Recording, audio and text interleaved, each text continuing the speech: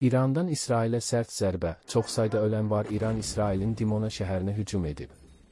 Hücum nəticəsində 7 nəfər ölüb, 47 nəfər isə yaralanıb. Çağdaş Az xəbər verir ki, bu barədə İsrailin 12-ci kanalı məlumat yayıb.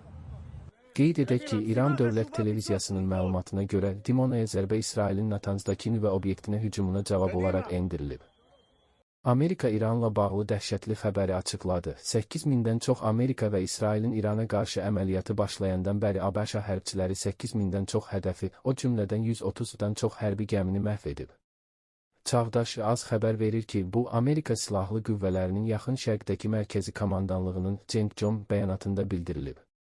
Hazırda biz 8000-dən çox hərbi hədəfi, o cümlədən 130 İran gəmisini vurmuşuq. Bu, 2-ci Dünya müharibəsindən bəri 3 həftəlik dövr ərzində hərbi dəniz qüvvələrinin ən böyük miqyasda məhv edilməsidir, bəyanatda qeyd olunub.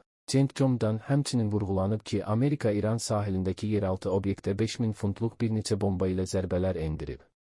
Bu möhkəmləndirilmiş obyekt gəmi əleyhinə qanadlı raketlərin, mobil buraxılış qurğularının və beynəlxalq gəmiçilik üçün təhlükə yaradan digər avadanlıqların saxlanması üçün istifadə olunurdu, bəyanatda qeyd edilib.